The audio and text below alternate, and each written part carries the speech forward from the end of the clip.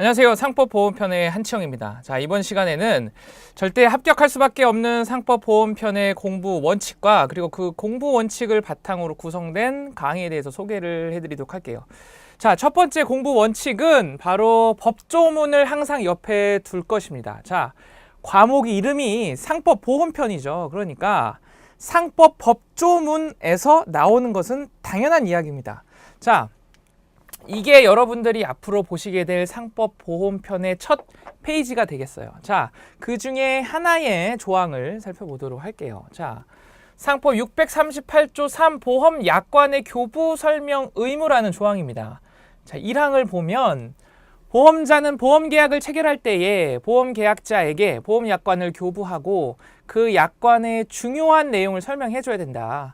2항, 보험자가 제1항을 위반한 경우에 보험계약자는 보험계약이 성립한 날부터 3개월 이내에 그 계약을 취소할 수 있다라고 되어 있어요. 자, 2항을 조금 자세히 하게 좀 볼까요? 자, 보험자가 제1항을 위반한 경우 보험계약자는 보험계약이 성립한 날부터 3개월 이내에 그 계약을 취소할 수 있다. 자, 문제가 어떻게 나올 수 있냐면 보험약관 교부 설명 의무를 위반했을 때 효과해서 보험계약이 성립한 날부터 3개월 하고 취소를 지우고 괄호를 남겨놓을 수도 있겠고 3개월을 남겨놓을 수도 있겠고 보험계약이 성립한 날 이것을 비워놓을 수도 있겠죠. 즉 이런 식으로 어떤 조문의 단순 암기를 묻는 문제가 일단 출제가 될 수 있겠다.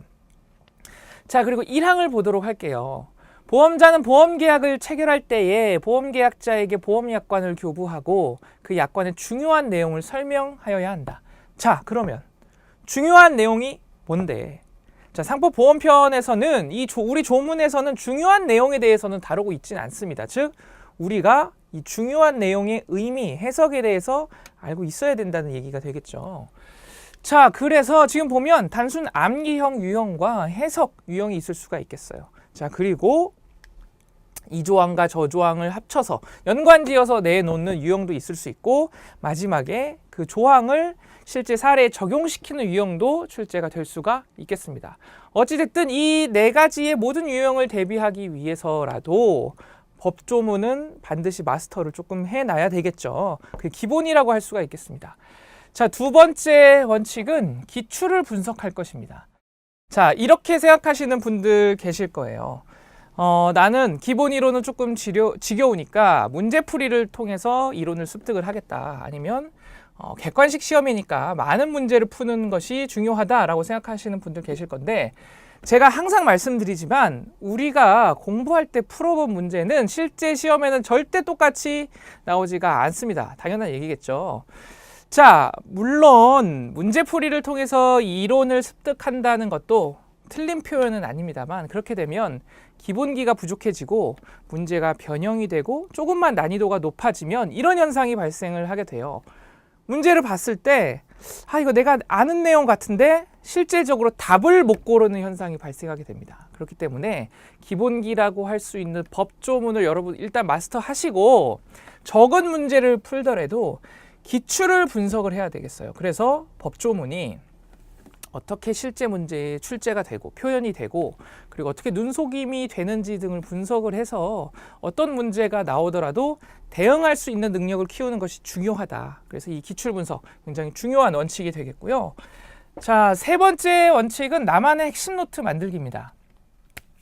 자, 공부를 조금 해보시는 분들은 아시겠지만 사실 고득점을 받는 최고의 방법 중에 하나는 고반복이죠. 그리고 이 고반복을 위해서는 나만의 스타일로 정리된 어떤 핵심 노트 만드는 것이 좀 필수적인 게 되겠어요. 그래서 이 원칙도 중요하다.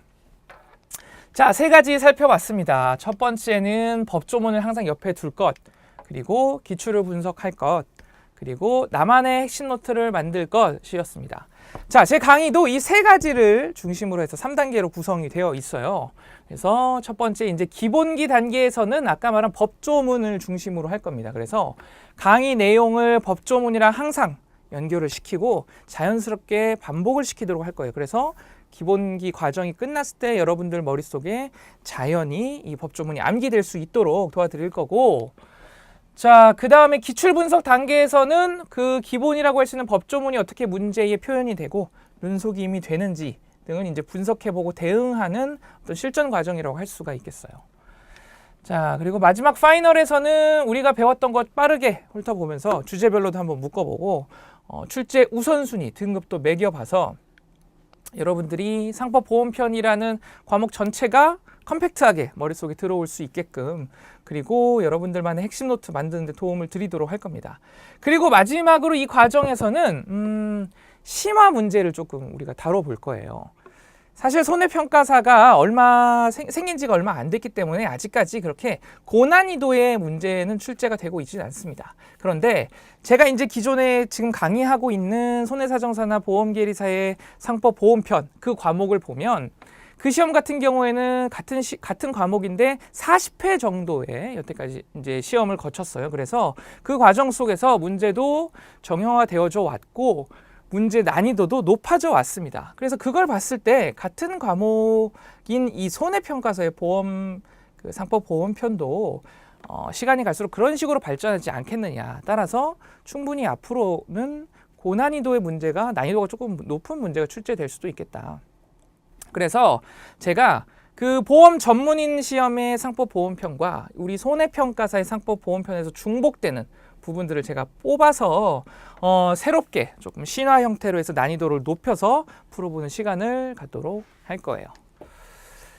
자, 이렇게 해서 상법보험편 과정에 대한 소개를 이제 마쳤습니다. 여러분들이 오늘 인터넷에서 이 상법보험편을 찾아보시면 총 9페이지 정도의 분량이 있어요. 장수로 하면 4장 반 정도 되겠죠. 지금 무슨 말이냐면 사실 이 시험 문제가 아무리 어렵게 나와도 이 4장 반 안에서 다 나온다는 이야기입니다. 저 과목 이름이 상법보험편이죠.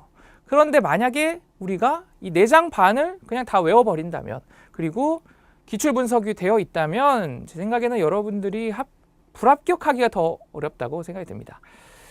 자, 이 상법보험편 기본기만 충분히 되어 있다면 충분히 고득점을 받을 수 있는 과목이에요. 그래서 항상 기본기인 법조문 항상 옆에 두고 공부하는 것 잊지 마시고 기출 분석에 투자해야 된다는 것 잊지 마시기 바랍니다.